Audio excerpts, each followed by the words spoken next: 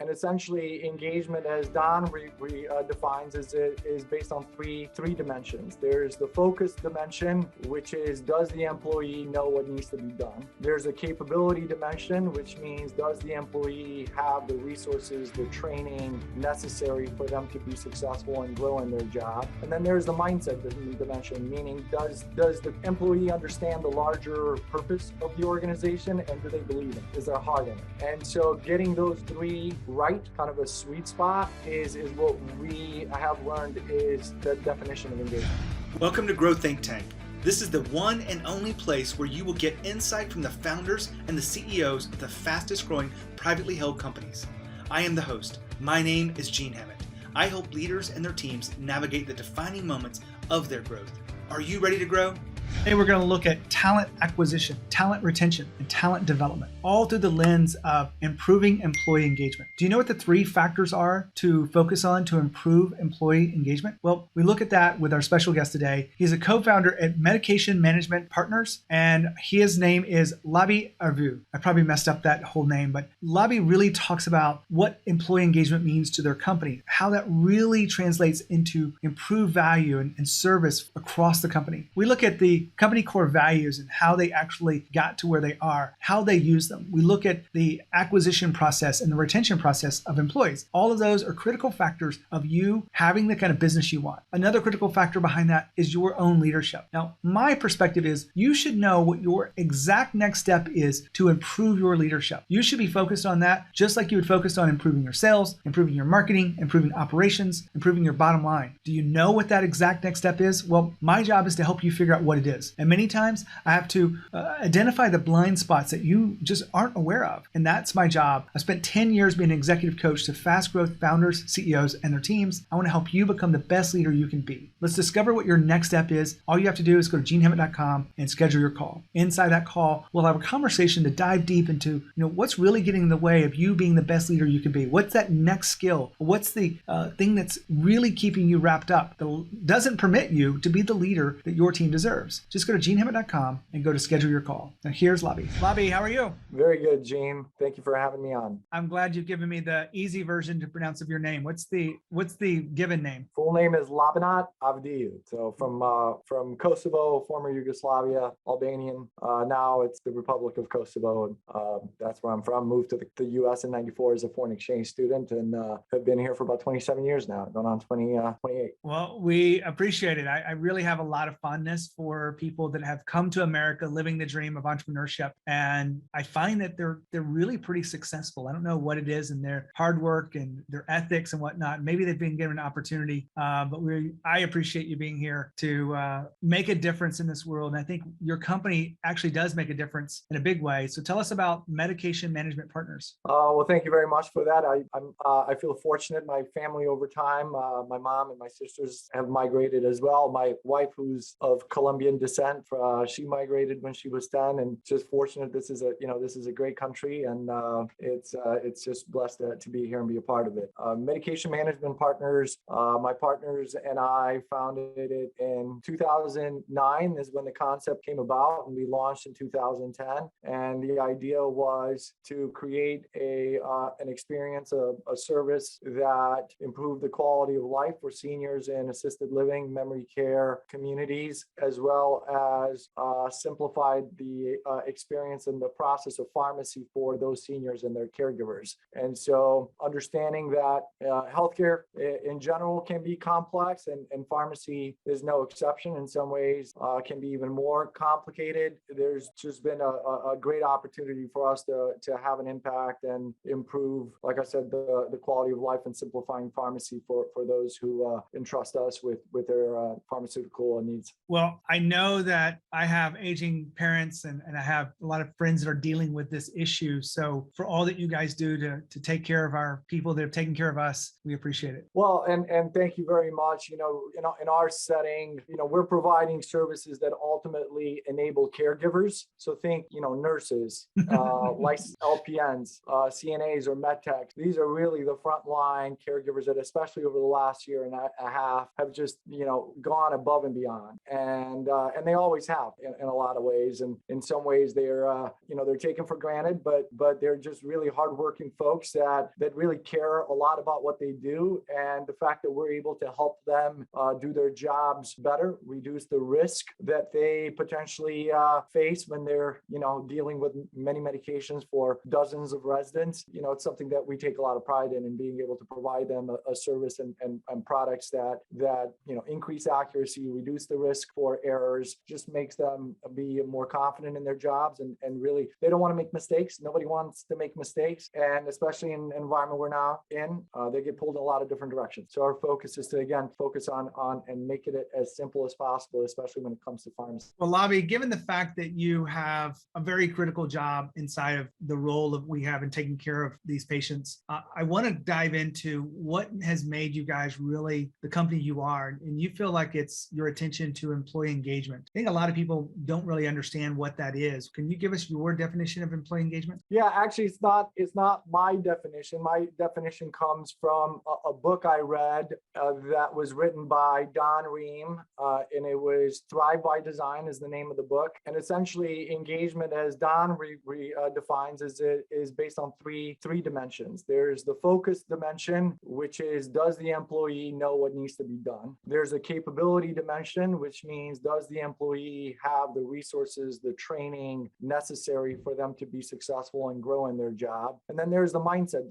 dimension, meaning, does the employee understand the larger purpose of the organization, and do they believe in it? Is their heart in it? And so getting those three right, kind of a sweet spot, is what we have learned is the definition of engagement. If you have an employee that knows what to do and really cares about doing it the right way, but is not capable, they're not going to be engaged, right? So if they don't have the resources, the training, they really want to, they know what needs to be done, but they don't have the resources and the training, then it'll lead to disengagement. If you have a person who has the resources, has the training, knows what needs to be done, but their heart is not in it, then typically they won't do well. They will not be engaged, especially in the environment that we're in. There's really no straight line in our industry. There's always curveballs. And so, having really smart, intelligent individuals that are also very empathetic is required in our job and in our industry specifically. And so those three dimensions are how we've learned to define engagement. I love to see when actually people read books and they take it and apply it. And it sounds like you like this book and you felt like it was something that you wanted to apply. We can't say that with all the books behind us and all the books we read. So why did this book make a difference for you in how you wanted your organization to run? Well, like many small businesses, especially entrepreneurs who are engaged in the day-to-day initially, when you're growing your business and you are consumed by the opportunity and the challenge of realizing that opportunity and realizing your goal, the concept of people and how they are important to your larger mission can be overlooked. Specifically in the case of, say, pharmacy, I'm a pharmacist by training. We're not necessarily taught in pharmacy school that, talent acquisition, talent retention, talent grooming and development is important to a successful business of pharmacy. And so in our case specifically, it's just something that we learned because our growth mandated. We got to a point where we were growing, which was great, but our folks were struggling in that effort and in that journey. And what we quickly learned was that we didn't necessarily have some of those dimensions that I mentioned earlier. We didn't have some of those things in place to ensure that folks feel fulfilled, right, in their job, and that they feel that there's growth and opportunity for them going forward beyond just the today's tasks. And so really that ceiling that we hit, where all of a sudden, 5-6 years ago, we felt the pressures of the labor market that already are being widely publicized now in our industry and in healthcare in general, in senior living. These pressures have been around for 5+ years now. And so we literally hit the ceiling where we just realized we have to do something different. And when you're a small company, human resources is something that you just, you outsource, right? It's about payroll, or it's about, COBRA or benefits. And those are all important, but really it's the crux of it is about talent acquisition, talent retention, talent development. development. And so we made a strategic decision that we needed to invest in our human resources as a critical linchpin to our organizational leadership. And so as opposed to outsourcing it and having kind of a consultant, human resources generalist, we decided to really make an investment on someone who is, an entrepreneurial, spirited minded individual who understands what human resources is really about at that talent acquisition, retention, and development perspective. And that's been a huge change for us. And those are some of the things that impacted us and forced us to look at this from a different lens. Now, hold on. Labi just talked about people feeling fulfilled. One of the key things to focus on inside your organization as a leader is, do people feel heard and appreciated? Those two things make them feel fulfilled. Now, there's some other elements to it, like the kind of work they're doing and the mission you're on, but this is absolutely free for you and takes really nothing but a little bit of time. Is to slow down and help people feel heard. When they share their ideas, are you just looking to move on to the next thing or say that, yeah, that sounds good? Well, let people really feel heard. You love to be heard, right? Well, also want to make sure they feel appreciated. You recognize them about what they're doing, the challenges they've overcome. Those things all factor in to people feeling fulfilled. Back to Labi. How many employees were you at when you hired that person in-house? Well, in all honesty, we were probably around 60, but we were overstaffed. We were at 60, but we didn't have the right people on the bus. So we really didn't need to be at 60. And so we went through the process of kind of, right people, right seat. Do they wanted to have capacity to do their job? And that, brought our headcount down a bit to about 50 or 55 a couple of years ago, maybe about 2 years ago. And then over time, we built our census, our employee count back up. But the buildup was because the business truly needed it. I would say that even in that instance, we were probably 2 years too late. I think we could have made that decision even when we were originally at 35, 40 employees, and we would have saved a lot of the headaches and difficulties and lessons that we had to learn the hard way had we made that decision. We made a short-sighted decision, which I don't think is probably unique to us. I think a lot of small businesses make that decision where human resources is kind of just seen as a sub-function of finance that, dots some I's, crosses some, some T's. And I firmly believe that that's not the case. I believe that having a talent people strategy is critical to the success of any business today and going forward. I 100% agree with you. And I love the fact that you brought up that you might have been 2 years too late on that, because I've seen a lot of companies make that same mistake. You had mentioned talent acquisition and talent retention is one of the two benefactors of this focus on people strategy. I want to look at them separately in these two questions. So we'll take the acquisition first. Having employee engagement front and center and doing the work that you've done in those three dimensions that you mentioned, you went over, how has that helped you acquire the right talent moving forward? Yeah, well, it's really very simple. If you have engaged employees that are, the right people in the right seat, in other words, they understand your vision, they're part of your culture, your core values. For us, it starts with seek first to understand. That's the foundation. That's our core value number one. It's a complex business. You really need to have naturally inquisitive, smart individuals that are active learners. The second core value is you do the right thing. So once you know what needs to be done and you've gathered the information, then you do the right thing. And that's about like even not getting it right all the time, even though that's what we strive to do. But there's humans involved in our business and mistakes will get made. It's, you make your best effort to get it right. And then if you don't get it right the first time, you make it right. After that, it's attention to detail is our core value number three, because again, it's an intense industry. There's the margin for error is very small. We need folks that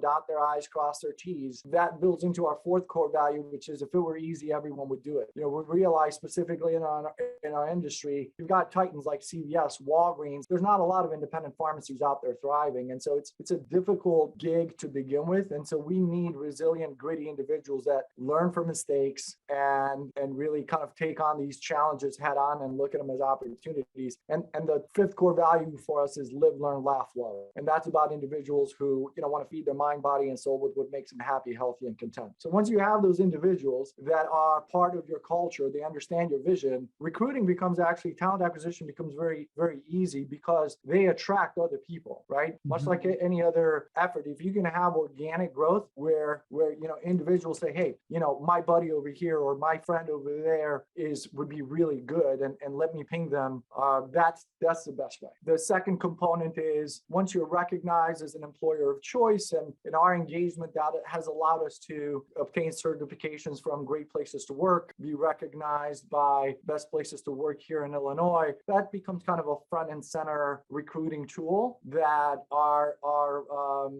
human resources director, Sam Orion, who's been with the company for about 2 years now and has just been fantastic. She's able to then, utilize both the experience that the employees have and this recognition, external recognition that we've gotten to show folks why they should, want to work at MMP. The other component is that our selection process is very, very thorough. What we've learned over time is that the best way to ensure great engagement is to make sure that you have the right people to begin with. There's no way to reduce your turnover if you're not very selective in who you let in the first place. And so our interview process, our screening process is very thorough. It really is one of those like hire slow mentalities. We really want to be careful about letting individuals in. And as part of that process, they get to tour our pharmacy here. They get to meet with some of our staff, and they see that, yes, people are working hard, but they really are enjoying. I like to say we're not a formal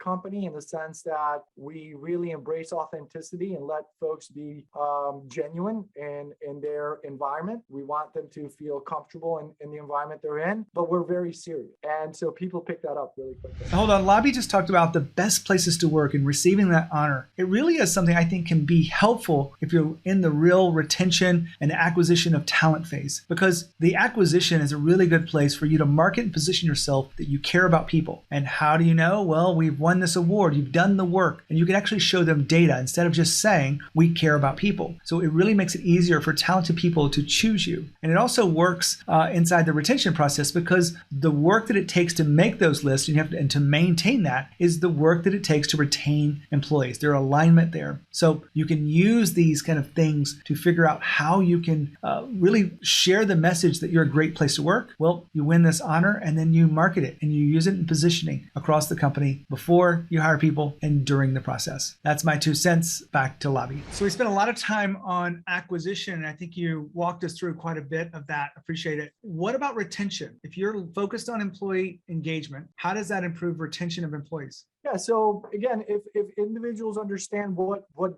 good looks like, and they understand that they have the resources or the training or where they need to go to get that to be successful in achieving those outcomes, and they're in the right position that fulfills their talents or their interests, then they want to be around. They want to stick around. And if they're surrounded by individuals that they are emotionally connected to, something Don Ream calls as emotional Velcro, that is an added layer of incentive for them to continue to stay and grow with the organization. So it's creating an environment where they can be successful, creating an environment where they can develop relationships that are both professionally and personally fulfilling to them. And then obviously for them to understand where the organization is headed, what that means for them in terms of opportunities for growth. We have individuals for whom their experience at MMP is transitory, meaning, they really want to go to medical school and or some form of healthcare, and they join MMP kind of in their college years. They really want to understand, well, what does pharmacy and long-term care look like? And then over time, maybe they're with us a year, 2 years, and they move on. Or we have individuals who've been with us for 10 years. We actually just celebrated a 10-year anniversary with one of our employees who started as an entry-level technician and has moved on over time to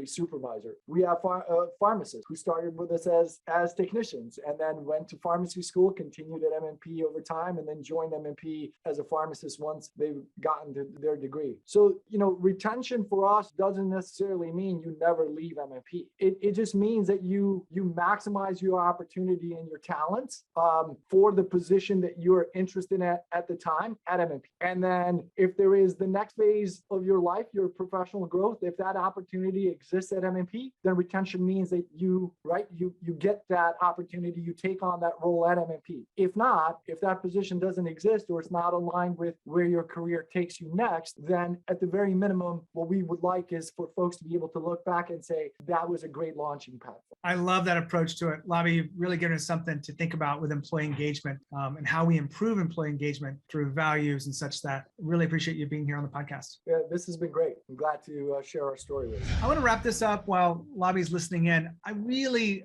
want to focus in on some of the core values that he was talking about. It's not, you don't need to steal his values. You need to come up with your own, but they are an essential point to how people work together, but also the hiring process. When you do this well, everyone knows what to look for and they police the culture so that you're not getting in those bad eggs and toxic people that you have to let go of. And that really does give you a head start when you have the right people in place. Now, the key behind all this, what I can see from Labi, is really having a keen sense of leadership. We didn't talk about leadership today, but everyone I know that puts an emphasis on culture and employee engagement and values understands leadership. And so you want to make sure you know how you're evolving as a leader. Most people don't know what their next step is. I want to help you figure that out. If you want to sign up, get a conversation with me, just go to genehammett.com and you can schedule your call. I'll help you figure out exactly what your next step is. Absolutely free. I want to help you and serve you. I'm not going to sell you, I promise. When you think of growth and you think of leadership, think of Growth Think Tank. As always, lead with courage. We'll see you next time.